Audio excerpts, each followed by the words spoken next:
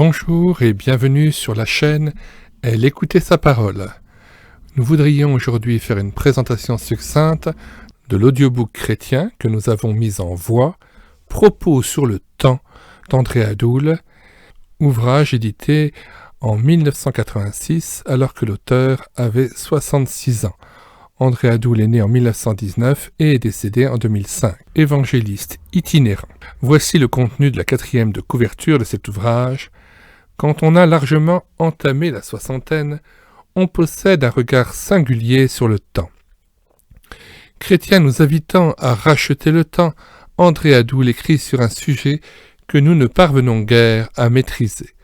L'auteur évite une méditation mélancolique sur le temps passé, le temps perdu.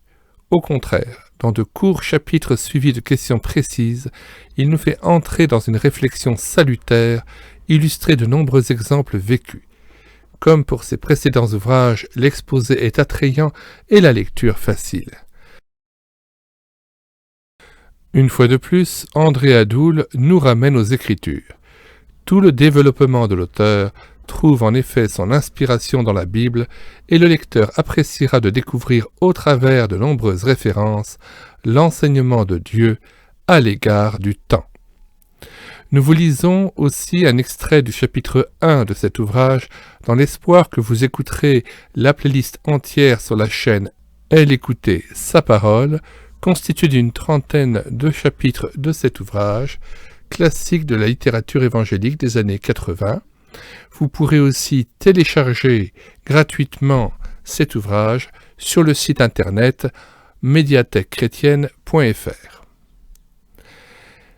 Lorsque j'attarde mes regards sur le cadran solaire ou sur la pendule ancienne qui balance interminablement son disque de cuivre, le temps me paraît avoir suspendu sa marche.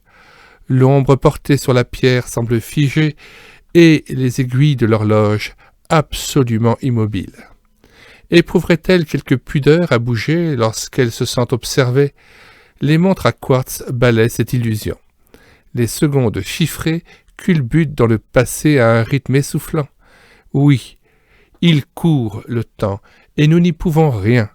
Impossible d'en retarder la marche. Nous ne sommes pas des Josué pour arrêter le soleil, ni des Ésaïe pour que rétrograde l'ombre sur le cadran solaire. Josué 10, versets 12 à 14 et 2 Rois 20, verset 11.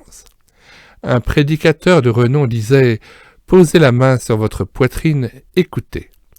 Votre cœur fait toc toc toc, traduisez vite vite vite. Une minute perdue, c'est bien peu de choses. Et pourtant, ajoutez les unes aux autres durant toute une vie, les minutes deviennent des mois, voire des années. Ainsi, songez à une personne de 60 ans et considérez seulement les 48 dernières années de sa vie sans tenir compte du temps de son enfance. 1. En totalisant les demi-heures consacrées chaque matin à sa toilette, au bout de 48 ans, elle aura passé une année entière, 24 heures sur 24, devant son miroir. 2. Si cette personne reste 3 heures tous les jours devant le petit écran, la moyenne pour les Français, à 60 ans, elle aura suivi les émissions durant 6 années complètes, nuit et jour bien entendu. 3. Un banlieusard qui roule 3 heures par jour pour se rendre à son bureau, aller et retour, passera plus de 3 ans de sa vie dans sa voiture ou dans les bus et le métro. D'où l'importance d'habiter le plus près possible de son lieu de travail. 4. Parvenu à l'âge de la retraite, celui qui grille un paquet de cigarettes dans sa journée, à raison de 3 minutes par cigarette, aura emmagasiné de la fumée durant 2 années, nuit et jour, sans interruption, et dépensé la valeur de 2 voitures neuves, etc. Vous pouvez poursuivre ces calculs en sachant que les demi-heures ajoutées les unes aux autres donnent une année au bout de 48 ans d'existence. Les calculs ci-dessus ont pour seul but de nous inciter à la réflexion. Qui veut racheter le temps devrait s'interroger. Comment ai-je utilisé jusqu'ici les heures que Dieu m'a accordé de vivre? Ne devrais-je pas supprimer certaines tâches dévoreuses de temps pour me donner pleinement à d'autres jugées prioritaires? Question 1. Quel temps passez-vous devant la télévision, à regarder des illustrés, à écouter de la musique? 2. Êtes-vous conscient que le temps dont vous disposez est trop précieux pour être utilisé inconsidérément?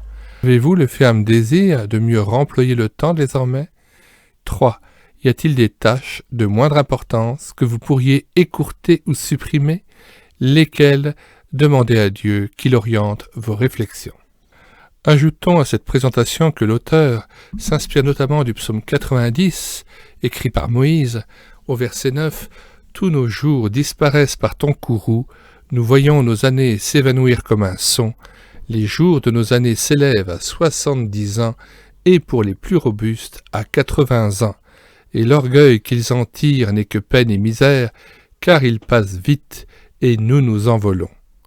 Qui prend garde à la force de ta colère et à ton courroux selon la crainte qui t'est due, enseigne-nous à bien compter nos jours afin que nous appliquions notre cœur à la sagesse. » Nous citons aussi Éphésiens 5, verset 15. « Prenez donc garde de vous conduire avec circonspection, non comme des insensés, mais comme des sages. Rachetez le temps, car les jours sont mauvais.